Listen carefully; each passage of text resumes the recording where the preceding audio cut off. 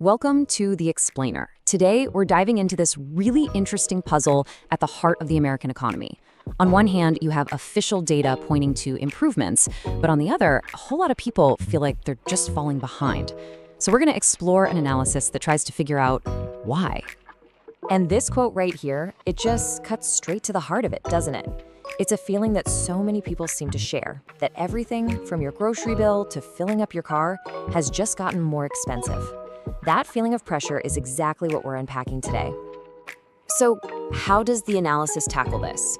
Well, it doesn't mince words. It frames the whole thing as an affordability crisis. We're going to look at the problem itself, then get into the political blame game, and finally, check out the solutions being put on the table. Okay, first up, the crisis itself. Let's dig into this widespread feeling that the basic cost of just living has shot through the roof to the point where it feels unsustainable for a lot of folks. And the analysis doesn't just throw a bunch of abstract numbers at you. It really grounds the problem in things we all deal with. We're talking about the rising cost of a surprise car repair, trying to buy presents for the holidays, or even just grabbing dinner out. These are those everyday moments where families are really feeling the squeeze, having to penny pinch on things that maybe didn't feel like such a luxury before. And check this out. Here's a number that really makes you stop and think. The analysis points out that a simple night out, we're talking an appetizer and a couple of drinks, can set you back $70 in some cities. It really suggests that even those small, simple pleasures are starting to feel a little out of reach for a lot of people. So if daily life feels this expensive, the next logical question is, whose fault is it? And that brings us right to the second part of this analysis, the political tug-of-war over who's responsible. And this slide just captures that political finger-pointing perfectly. On one side, the source quotes the DNC, who are blaming the Trump administration, and on the other, you have commentators firing right back, arguing that actually, it was Democratic policies that got us here. But the blame game doesn't just stop with politicians. The commentators in the source also put a lot of responsibility on the shoulders of Federal Reserve Chairman Jerome Powell.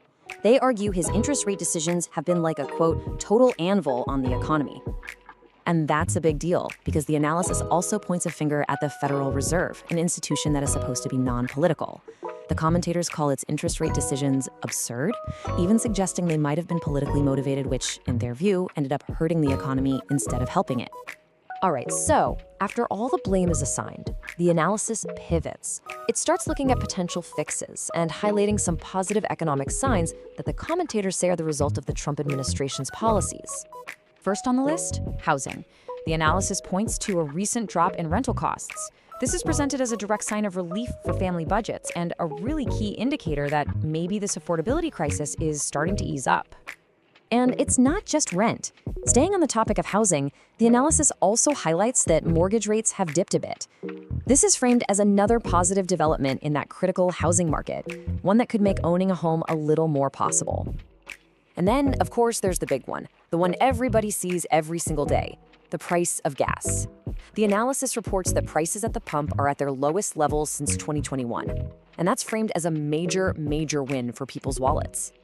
So that's what's happening now, but the analysis also looks ahead at specific policy ideas from the administration that are designed to put more cash directly into people's pockets, things like these Trump accounts for newborns and the promise of tariff rebate checks.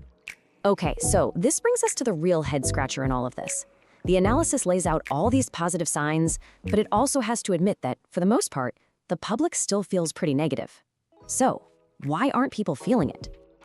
This is the central puzzle the analysis keeps coming back to. There's this massive disconnect between the economic numbers being reported and how people are actually feeling about their financial situations. What's going on here? To try and make sense of it, the analysis pulls out a history lesson. It looks back at the Reagan years. See, early in his term, he got hammered over the economy.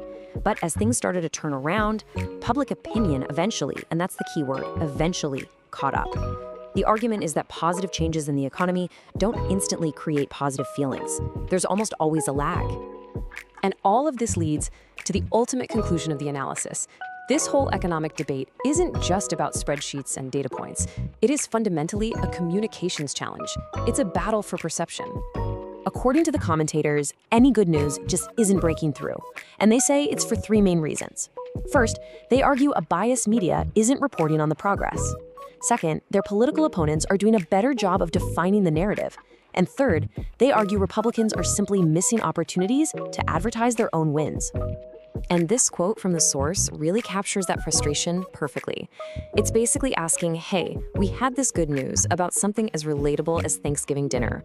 Why weren't we shouting it from the rooftops during a football game when everyone was watching? It's seen as a huge missed opportunity. So the big takeaway here is that changing how people feel isn't something you can do overnight. The analysis argues that it takes a sustained, really strategic investment in communication. We're not talking about just sprinkling some money on ads during an election. We're talking about a consistent, ongoing effort to make your case to the public using every platform you've got. And all of this leaves us with one final, really thought-provoking question that sits at the very heart of this debate. When it comes to how people vote and how they view their leaders, what matters more in the end? The hard data on a spreadsheet, or the feeling you get in your gut when you're paying for groceries? The answer to that could very well define our political landscape.